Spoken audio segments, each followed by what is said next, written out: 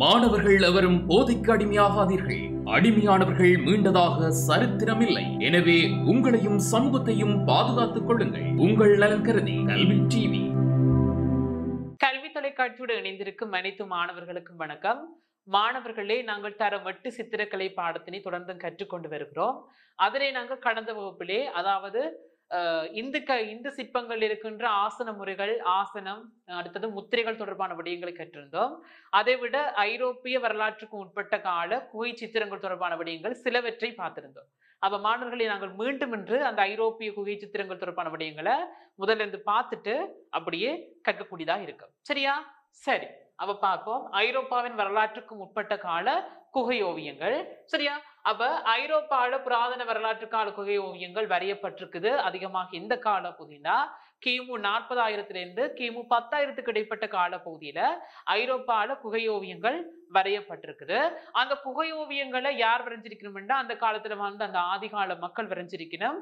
அதை எதை அடிப்படையாக கொண்டு வரைஞ்சிருக்கணும்னா தங்களுடைய நாளாந்த நடவடிக்கைகள், ஏன்னா அந்த செயற்பாடுகள், தாங்க என்னென்ன செஞ்சிடுமோ அந்த விடயங்களை தான் கருப்பொருளாக கொண்டு ஓவியங்களா வரைஞ்சிருக்கணும். அதாவது வேட்டையாடுதல், விவசாயம், சரியா, அப்படியான செயற்பாடுகள் எல்லாத்தையும் என்ன செஞ்சிருக்கணும், ஓவியமாக வரைஞ்சிருக்கணும் அந்த குகை ஓவியங்களாக.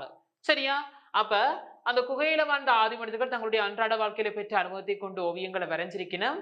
அதுல விலங்குகள வடிவமும் கேத்திரகணித வடிவங்களும் அடுத்த குறியீட்டு வடிவங்கள்லாம் அதிகமாக பிரயோகிக்கப்பட்டிருக்குது இது அந்த ஓவியங்களுக்காக. சரியா? அதோட ஐரோப்பிய புராதன கால வரலாற்று சித்திரங்கள் உள்ள இடங்கள்ல எது மிகவும் ரொம்ப பிரபலமா இருக்குண்டு இதை பத்தி பார்க்க போறோம்னா பிரான்ஸ்ல இருக்கின்ற லஸ்கோ குகை, அடுத்த ஸ்பானியால இருக்கின்ற அல்ட்ராமீரா குகை, அடுத்த பெண்டிகோமி குகை, அடுத்த ஹோகுல் குகை. இவ்வாறான குகைகள் தொடர் குகை சித்திரங்களை தான் நாங்க என்ன செய்ய போகின்றோம், இந்த பாட பகுதியில முழுமையாக கற்க போகிறோம். சரியா? அப்ப இதுல பாத்தீங்கன்னா அந்த சித்திரங்களை வரைகிறக்கு, அந்த குகை சித்திரங்களை வரைகிறதுக்கு சில நுட்ப முறைகள் பயன்படுத்தப்பட்டிருக்குது. அந்த நுட்ப முறைகள் என்ன, அந்த நுட்ப முறைகளுக்கு நாங்க அந்த சித்திரங்களை முக்கியமா 4 பிரிவுகளாக பிரிக்கலாம்னு சொன்னேன் உங்களுக்கு கடந்த வகுப்புல. அந்த 4 பிரிவுகளும் என்னன்னு பார்ப்போம். இப்ப நான் சொல்லிக்கி நீங்க சொல்லி பாத்தீங்கன்னா உங்களுக்கு அதெல்லாம் மனசுல அப்படியே பாடமா பதிஞ்சிடும். சரியா? அவ பாருங்க, ரேகை சித்திரம், வர்ண சித்திரம், கச்சுவரை குடைந்து நிர்மாணிக்கின்ற உருவங்கள், அச்சு பதித்தல். சரியா? என்னென்ன வகைப்பாடு? ரேகை சித்திரம், வர்ண சித்திரம், கச்சுவரை குடைந்து நிர்மாணித்த உருவங்கள், அச்சு பதித்தல். சரியா? அவ சித்திரங்களை வர்ணம் தீட்டுறதுக்கு எங்கே இருந்தெல்லாம் அந்த வர்ணங்களை பெற்றிருக்கும்டா சுற்றாடல் இருக்கின்ற இயற்கையான பொருட்களை வர்ணத்துக்காக பெற்றிருக்கணும். சரியா? அப்ப என்னென்ன பிராணிகின்ற ரத்தம், வெண்களி, கரி, முருகைகள், மண் எல்லாத்தையும் எடுத்து என்ன நிறமா பிரயோகிச்சிருக்கணும். அதோட என்னத்தை கலந்திருக்கணும்டா நீர், பிசின், பிராணிகளோட ரத்தம் எல்லாத்தையும் கலந்து வர்ணத்தை பெற்றிருக்கணும். அதனோடாக அந்த சித்திரத்தை முழுமைப்படுத்திருக்கணும். சரியா? அப்ப அதோட இந்த வரலாற்றுக்கு முற்பட்ட கால குகை சித்திரங்கள்ல பொதுவாக இருளான வர்ணங்கள், அடுத்தது கருப்பு, இருளான சிவப்பு, கபிலம், சாம்பல், வெள்ளை போன்றவை பெரும்பாலும் பயன்படுத்தப்பட்டிருக்குது. இவ்வாறான வர்ணங்கள் இதெல்லாம் உங்களுக்கு கடந்த வகுப்பிலேயே நான் கூறிவிட்டேன். சரியா? அதோட அல்ட்ராமீரா குகை சித்திரம் இவ்வாறுதான் இருக்கும். அதாவது எருது உருவங்கள் இருக்குது. சரியா? இருளான சிவப்பு வர்ணம், சாம்ப வர்ணம், வெள்ளை வர்ணம், கபில வர்ணம், கருப்பு வர்ணம் எல்லாம் இந்த சித்திரத்துல பிரயோகிக்கப்பட்டிருக்குன்னு நீங்க இந்த ஒளிப்படத்தினூடாக காணக்கூடியதாக இருக்கும். இதான் அல்ட்ராமீரா குகை சித்திரம். சரியா? அப்ப நாங்க அல்ட்ராமீரா குகை சித்திரம் தொடர்பான விடயங்களை தான் என்ன செய்ய போறோம், தொடர்ந்து கற்க போகின்றோம். சரியா? அப்ப அல்ட்ராமீரா குகை சித்திரங்கள் எந்த நாட்டுக்குரியது? ஸ்பானியா நாட்டுக்குரியது. சரி, ஸ்பானியா நாட்டுல தான் என்ன அல்ட்ராமீரா குகை சித்திரம் காணப்படுது, அல்ட்ராமீரா குகையில. சரியா? இங்க இருக்கிற சித்திரங்கள் எந்த கால பகுதிக்குரியதுன்னா கிமு 1,50,000 தொடக்கம் அடுத்தது 10,000 இடைப்பட்ட காலம். அதாவது 1,50,000 காலத்துக்கு அடுத்த 10,000 இடைப்பட்ட கால பகுதியில தான் என்ன செய்யப்பட்டிருக்குது, இந்த சித்திரங்கள் வரையப்பட்டிருக்குது. இது இந்த அல்ட்ராமீரா குகை சித்திரம். சரியா? இந்த குகையில ரேகை சித்திரங்கள், வர்ண சித்திரங்கள், கச்சுவரை சுரண்டி நிர்மாணித்துள்ள வடிவங்கள், அடுத்த கைப்பதிப்பு, அதாவது கர அச்சுக்கள், கரப்பதிப்பு என நுட்ப முறைகள் பலவற்றை பயன்படுத்தி ஆக்கங்களை நிர்மாணிச்சிருக்கணும். சரியா? என்னென்ன நுட்ப முறைகள்? ரேகை சித்திரங்கள், வர்ண சித்திரங்கள், கச்சுவரை சுரண்டி நிர்மாணித்த வடிவங்கள், அடுத்த கைப்பதிப்பு என பல்வேறுபட்ட நுட்பமுறைகளை பிரயோகித்து என்ன செஞ்சிருக்கணும், அந்த ஆக்கங்களை நிர்மாணிச்சிருக்கணும். சரியா மாணவர்களே? அப்ப இங்க இருக்கிற ஆக்கங்கள்ல ஒரு ஆக்கம் மிகவும் பிரபலமாக இருந்திருக்கிறது. என்ன ஆக்கம் அது? இளைப்பாறும் பைசன், அதாவது எருது வடிவம். சரி, இதெல்லாம் நான் காட்டியிருந்தேன் உங்களுக்கு. அல்ட்ராமீரா குகையில அதிகமாக எருது வடிவங்கள்லாம் வரையப்பட்டிருக்குது. அப்ப இங்க இருக்கின்ற பிரபலமான அந்த ஆக்கம் என்ன? இளைப்பாறும் பைசன். அடுத்த குதிரை வடிவம், பனிமான், காட்டுப்பன்றி, இந்த வடிவங்களும் குறியீடுகளும், அடுத்த கேத்திரகணித வடிவமைப்பு கொண்ட குறியீடுகள் எல்லாம் என்ன மிகவும் பிரபலமாக இருந்திருக்கிறது இது அல்ட்ராமீரா குகை சித்திரத்துல. சரியா? இதுல எல்லாத்திலையும் பாத்தீங்கன்னா பொதுவா சிவப்பு, கபிலம், கருப்பு, வெள்ளை ஆகிய வர்ணங்கள் தீட்டப்பட்டிருக்கிறதோட சில சித்திரங்களுக்கு கருப்பு வர்ணத்தால புறவரை கோடும் விடப்பட்டிருக்குது. என்ன? கருப்பு வர்ணத்தால புறவரை கோடு, வெளிக்கோடு, பின்னணி கோடு வரையப்பட்டிருக்குது. சரியா? சரி, அடுத்து நாங்க பார்க்க போற மாணவர்கள் லஸ்கோ குகை சித்திரம். முதல் நாங்க பார்த்தது அல்ட்ராமீரா குகை சித்திரம். இனி நாங்க பார்க்க போறது லஸ்கோ குகை சித்திரம். சரியா? லஸ்கோ குகை சித்திரத்தையும் பாருங்க. அதுல காட்டப்பட்ட மாதிரி இந்த எருதுண்ட வடிவம், குதிரைன்ற வடிவம் எல்லாம் நிறைய ஜானின்ற வடிவம் கூட இருக்குது. அதெல்லாம் அந்த பார்த்தா உங்களுக்கு தெளிவாக தெரியாது. சரி, ஜானி, மான், சரி, பனிமான்னு சொல்றது. சரியா? அப்ப இவ்வாறான ஆக்கங்கள்லாம் இங்க லஸ்கோ குகையில காணக்கூடியதாக இருக்கிறது. சரியா? அப்ப நாங்க இனி பார்க்க போற லஸ்கோ குகை சித்திரங்கள். சரியா? லஸ்கோ குகை எங்கே இருக்குது? அதாவது பிரான்ஸ்ல மொண்டினாக் நகருக்கு அண்மையில புராதன வரலாற்று கால ஒரு குகை சித்திரம் இருந்திருக்கு. அது என்ன? லஸ்கோ குகை. என்ன குகை? லஸ்கோ குகை. எங்க இருந்திருக்குது? பிரான்ஸ்ல மொண்டினாக் நகருக்கு அண்மையில இருந்திருக்கிறது. இது லஸ்கோ குகை. சரியா?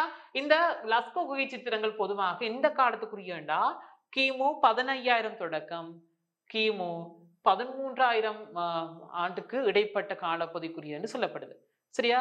15,000 13,000 இடைப்பட்ட காலப்பகுதிக்குரியதாக இந்த லஸ்கோ குகை சித்திரங்கள் காணப்படுது.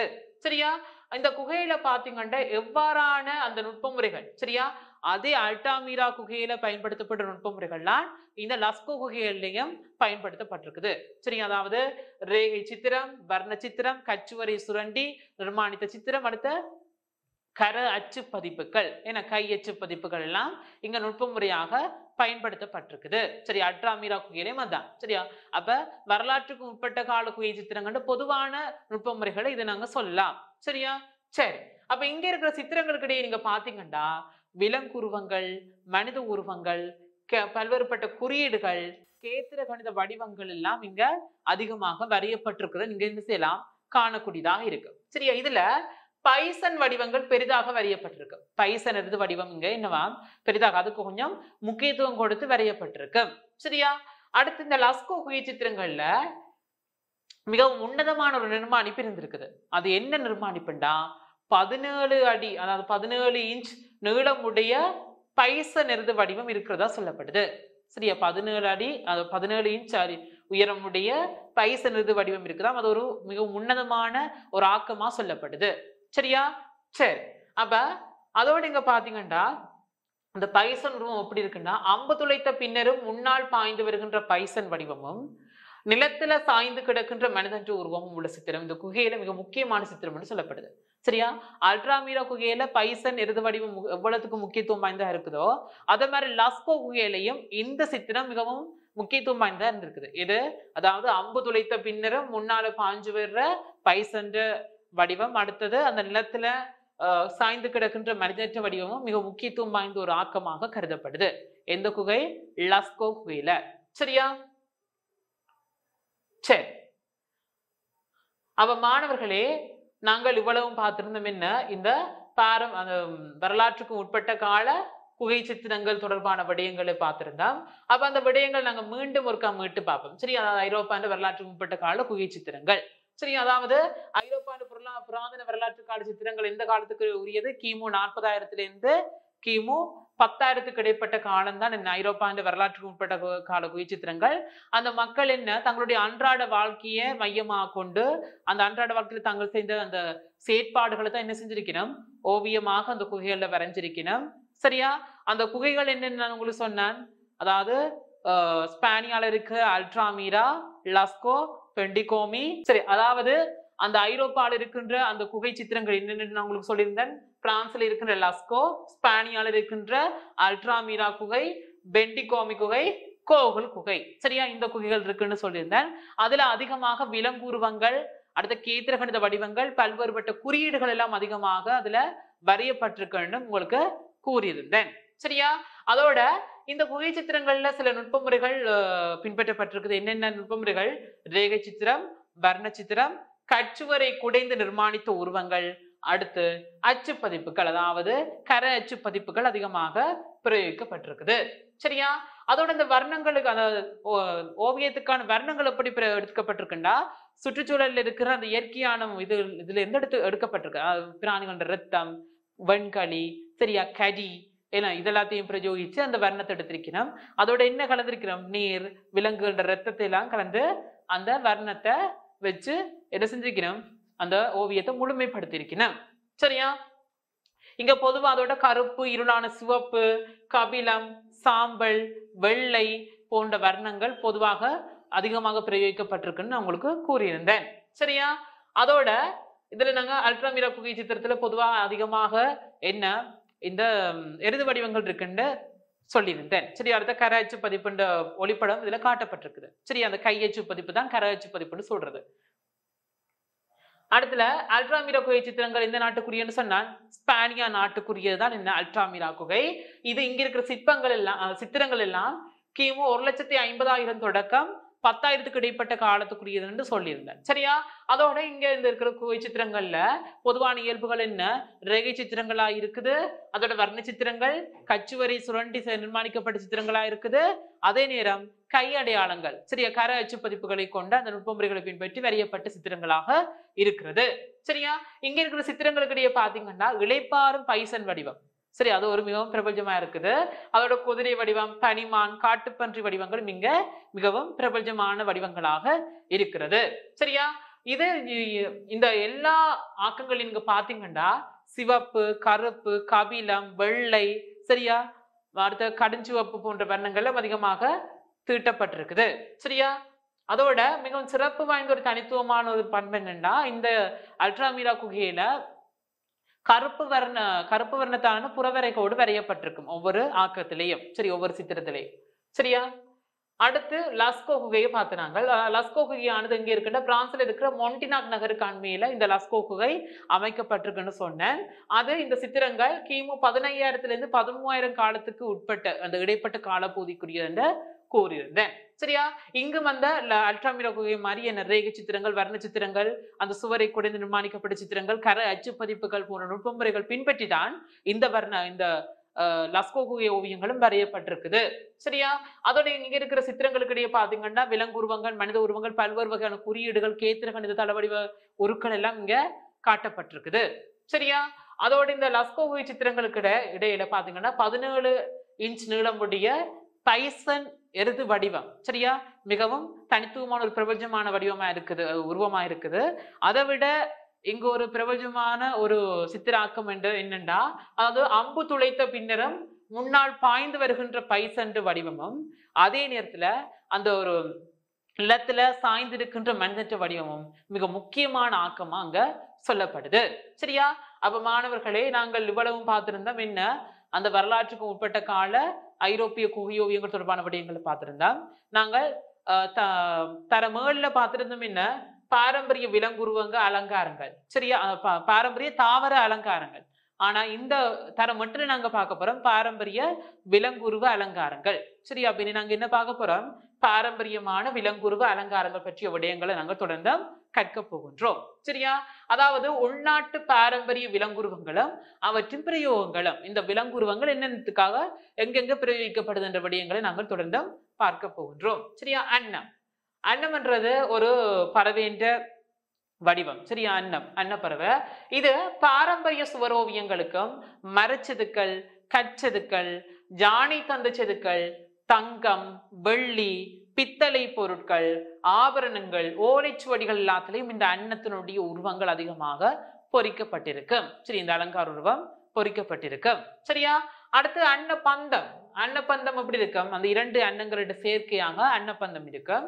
அதாவது அன்னப்பந்தம் எப்படி இருக்கும்னா பாரம்பரிய சுவரோவியங்கள், மரச்செதுக்கல்கள், கச்செதுக்கல்கள், யானை தந்த செதுக்கல், தங்கம், வெள்ளி, பித்தளை பொருட்கள், ஆபரணங்கள், ஓலைச்சுவடிகள், செடிப்பலைகள் எனப்படுகின்ற கூரைகள், அந்த காக்கிற பலகைகள், இதுல எல்லாம் என்ன இந்த அன்னபந்தம் என்று அந்த உருவமைப்பு விலங்குருவ அமைப்பானது என்ன செய்யப்பட்டிருக்கும்? வரையப்பட்டிருக்கும்.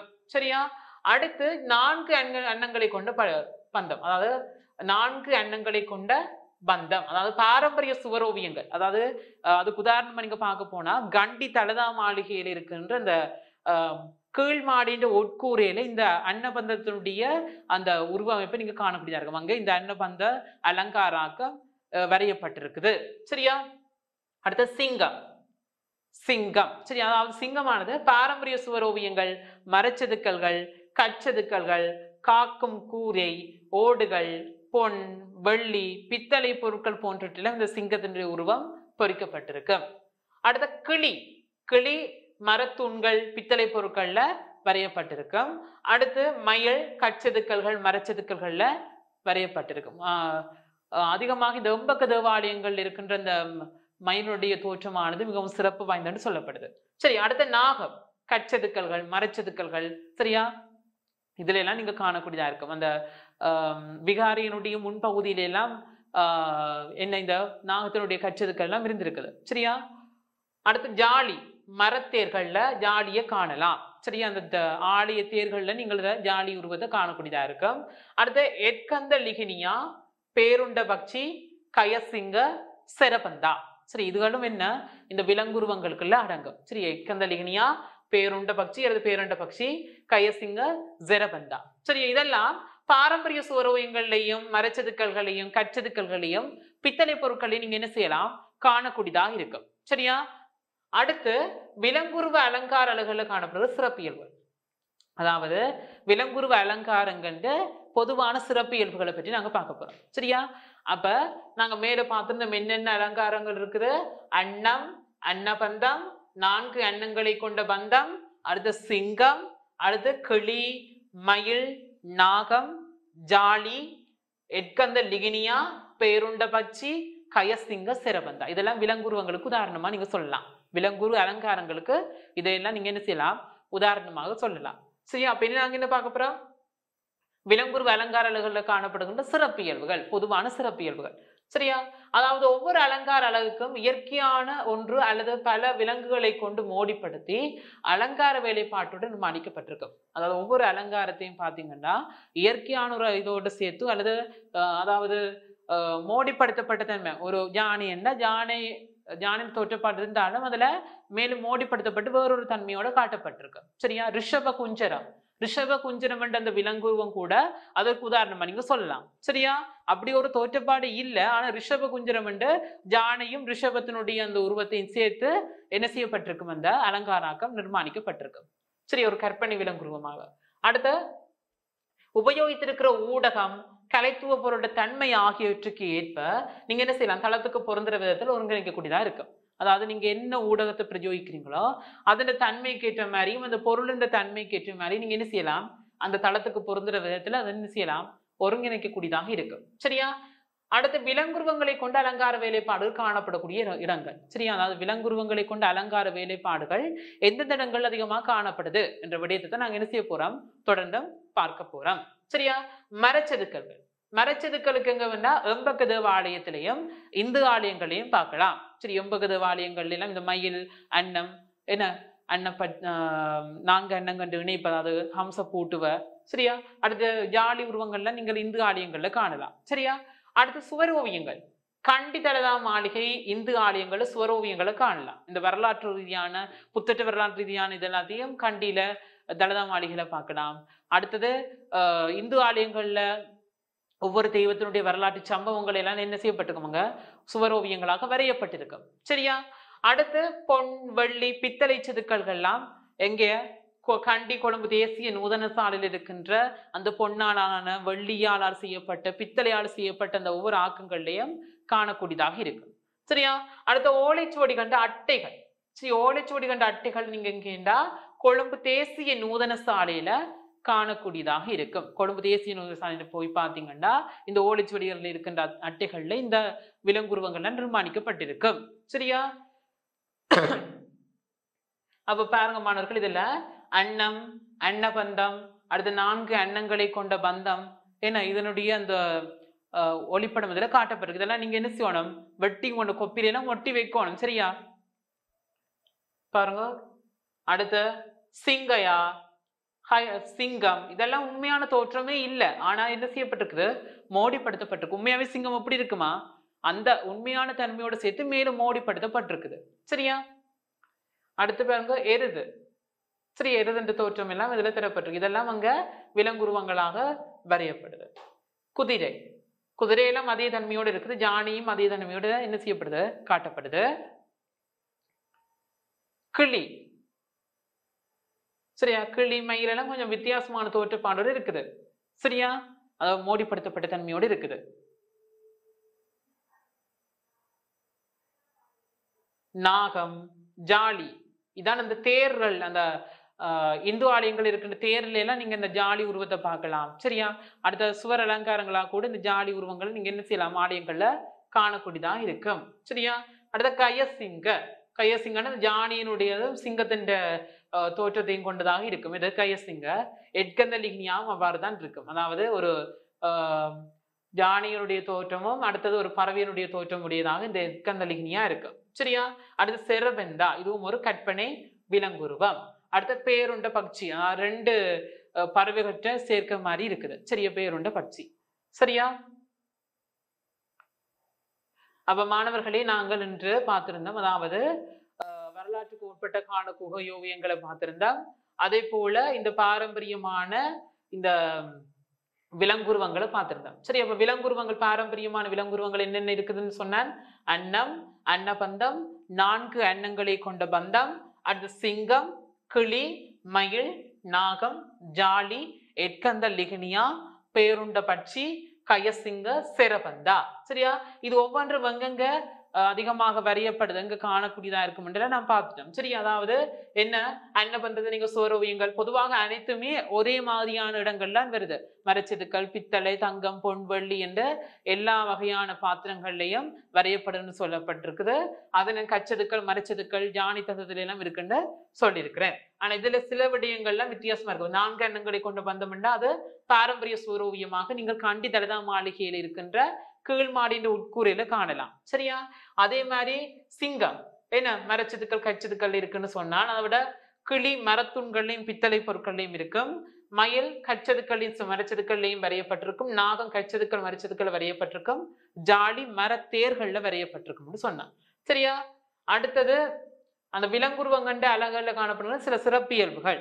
சரி, அதுவும் சொல்லியிருந்தேன். அதாவது ஒவ்வொரு அலங்காரங்களுக்கும் இயற்கையான ஒன்று அல்லது பல்வேறு விலங்குகளை கொண்டு மோடிப்படுத்த தன்மையோட வரையப்பட்டிருக்கும் உங்களுக்கு சொன்னேன். சரியா?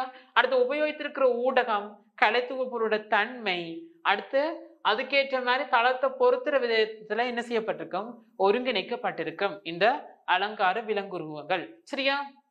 அடுத்த விலங்குருவங்களை கொண்ட அலங்கார வேலைப்பாடுகளை எங்கெங்க காணலாம் என்றபடியும் உங்களுக்கு சொல்லியிருந்தேன். சரி, அதாவது மரச்செதுக்கள் எங்க எம்பக்க தேவாலயத்திலையும் இந்து ஆலயங்களையும் நீங்க காணலாம். அதே போல சுவரோவியங்கள் கண்டி தலதா மாளிகையிலையும் இந்து ஆலயங்களையும் காணலாம். அதோட சிகிரியா, அதுவும் சுவரோவியத்துல அதாவது அந்த சிகிரிய சுவரோவியங்கள், சிகிரிய கிருக்கள் என்று சொல்றது. சரியா?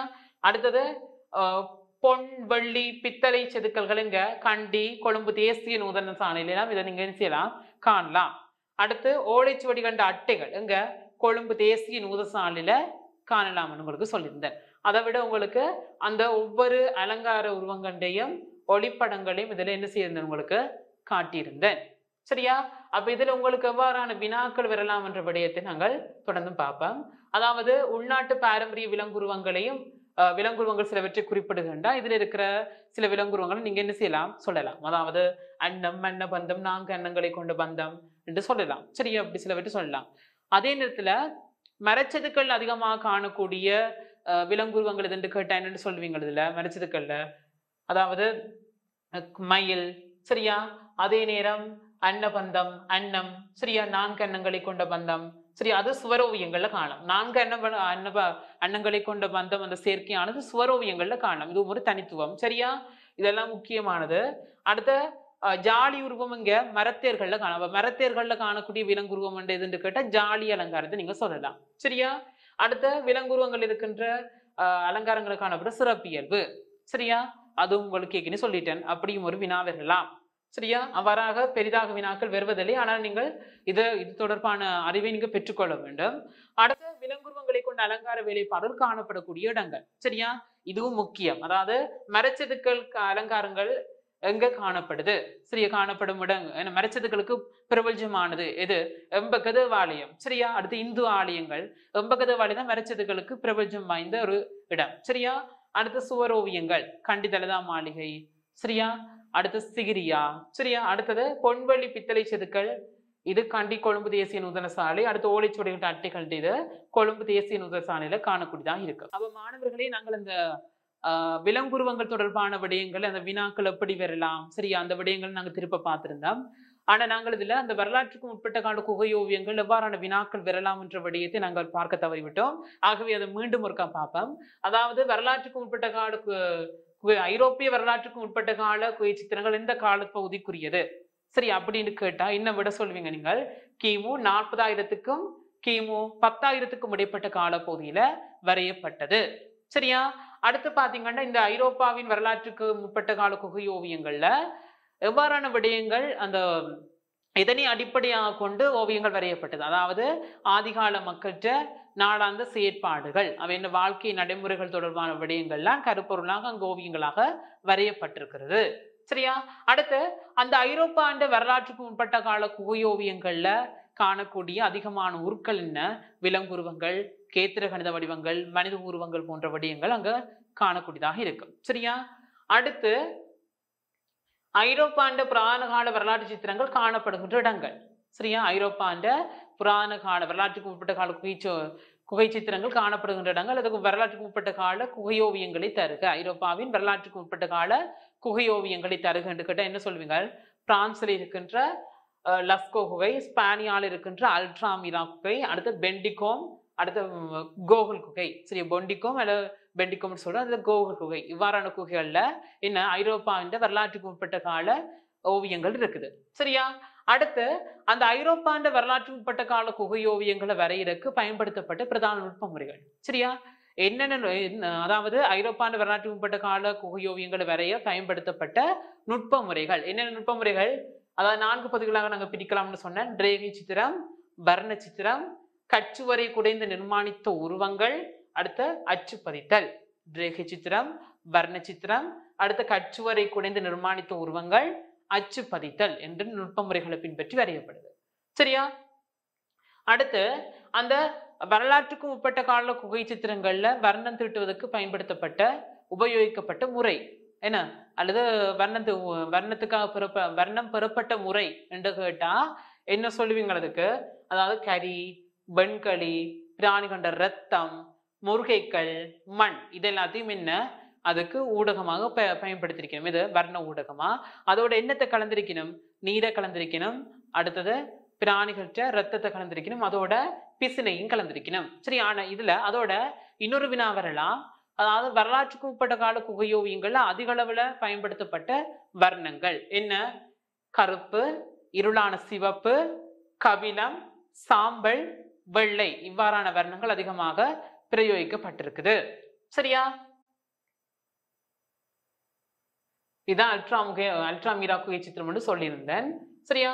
இதுல அல்ட்ராமிரா குகையில எப்படியான வினா வரலாம்னா, அந்த அல்ட்ராமிரா குகை ஓவியங்கள் எந்த கால பகுதிக்குரியது? அதாவது கிமு 1,50,000 தொடக்கம் 10,000க்கு இடைப்பட்ட காலப்பகுதிக்குரியது இது அல்ட்ராமிரா குகை சித்திரங்கள். சரியா? இந்த அல்ட்ராமிரா குகை சித்திரத்துல பயன்படுத்தப்பட்ட நுட்பமுறைகள் யாவை இது கேட்ட என்னன்னு சொல்லுவீங்க? என்ன? ரேக சித்திரம், வர்ண சித்திரம், கச்சுவரி சுரண்டி நிர்மாணிக்கப்பட்ட சித்திரங்கள், அடுத்து கர அச்சு பதிப்புகள் அல்லது கையடையாளங்கள்னு சொல்றது. சரியா? அடுத்து அல்ட்ராமிரா குகை சித்திரத்துல மிகவும் பிரபல்யம் வாய்ந்த அந்த உருவம் எதுன்னு கேட்டா என்னன்னு சொல்லுவீங்க? பைசன் எருது உருவம். இன்னும் உருவம் பைசன் எருது உருவம். சரியா? அதை விட அல்ட்ராமிரா குகை சித்திரத்தில் காணப்படுகின்ற விலங்குருவங்கள் எதுன்னு கேட்டா என்ன சொல்லுவீங்க? குதிரை வடிவம், பனிமான், காட்டுப்பன்றி, அதை விட பைசன் வடிவத்தையும் நீங்க சொல்லலாம். சரியா? அதை விட குறியீடுகள், கேத்திர கணித வடிவமைப்புகளையும் நீங்க என்ன செய்யலாமுங்க? காணலாம். சரியா? அதோட ஐரோப்பாண்ட அதாவது அல்ட்ராமீரா குகை சித்திரத்தினுடைய அதிகமாக பிரயோகிக்கப்பட்ட வர்ணங்கள் என்ன? சிவப்பு, கருப்பு, கபிலம், வெள்ளை வர்ணங்கள் தீட்டப்பட்டிருக்கிறதோட அங்க ஒரு சிவப்பு இருக்குது. அந்த ஓவியத்தினுடைய புறவரை கோடு வரையப்பட்டிருக்கும். என்ன வர்ணத்துல? கருப்பு வர்ணத்துல புறவரை கோடு வரையப்பட்டிருக்கும். சரியா? அடுத்து லஸ்கோ குகை. சரி, லஸ்கோ குகை என்ன? லஸ்கோ குகை எங்க அமைஞ்சிருக்குது? அதாவது பிரான்ஸ்ல மொண்டினாக் நகருக்கு மேல அமைந்திருக்கிறது. சரியா? லஸ்கோ குகை. இந்த லஸ்கோ குகையானது குகை சித்திரமானது எந்த காலத்துக்குரியது? லஸ்கோ குகை சித்திரங்கள் எக்கால பகுதிக்குரியவை என்று கேட்டா என்ன? கிமு 15,000 தொடக்கம் 13,000 காலத்துக்கு இடைப்பட்டது. சரியா? இந்த குகை என்ற ஓவியங்கள் எந்த நுட்பமுறை, அதாவது லஸ்கோ குகை சித்திரங்கள் நுட்பமுறை வரையப்பட்டிருக்கிறது? என்ன? வர்ண சித்திரம், ரேகை சித்திரம், கச்சுவரி சுரண்டி நிர்மாணித்த சித்திரங்கள், அடுத்த கைப்பதிப்புகள் ஆகிய நுட்பமுறைகளை பின்பற்றி வரையப்பட்டிருக்குது. சரியா? இந்த சித்திரங்களுக்கு இடையே என்னென்ன உருவங்கள், அதாவது இந்த லஸ்கோ குகை சித்திரங்களுக்கு இடையே காணக்கூடிய உருவங்கள் என்னென்று சொல்லலாம்? விலங்குருவங்கள், மனித உருவங்கள், அடுத்து பல்வேறு குறியீடுகள், கேத்திர கணித வடிவமைப்புகள். சரியா? அடுத்து லஸ்கோ குகையில மிகவும் பிரபஞ்சம் வாய்ந்த உருவம் எதுன்னு கேட்டா என்ன? பைசன் உருவங்கள்லாம் மிகவும் பெரிதாக வரையப்பட்டிருக்கும். அதுல பிரபஞ்சம் வாய்ந்த உருவம் எதுன்னா 17 இன்ச் நீளமுடைய எருதனுடைய உருவம். அதை விட மிகவும் அந்த தனித்துவமான ஒரு ஆக்கமா எது சொல்லப்படுது? அம்பு துளைத்த பின்னரும் அந்த முன்னோக்கி வருகின்ற அந்த பாய்ந்து வருகின்ற பைசன் உருவமும், நிலத்துல அந்த சாய்ந்த நிலையில் இருக்கிற மனித உருவமும் சிறப்பா சொல்லப்படுது. அப்ப மாணவர்களே, நாங்கள் இன்று வரலாற்றுக்கு உட்பட்ட கால, ஐரோப்பாவின் வரலாற்றுக்கு உட்பட்ட கால குகை ஓவியங்களையும், அடுத்து மரபு ரீதியான விலங்குருவங்கள் தொடர்பான விடயங்களையும் கற்றிருந்தோம். இத்துடன் தரம் 8க்கான சித்திரக்கலை பாடங்கள் நிறைவு பெறுகிறது. தொடர்ந்தும் கல்வி தொலைக்காட்சியோடு இணைந்திருங்கள். ஏனைய வகுப்புகளை நீங்கள் கற்றுக்கொள்ளக்கூடியதா இருக்கும். நன்றி. கல்வி டிவியில் புத்தம்புது நிகழ்ச்சிகளை உடனுக்குடன் பார்த்து மகிழ எமது Facebook மற்றும் YouTube பக்கத்தை லைக் செய்யுங்கள்.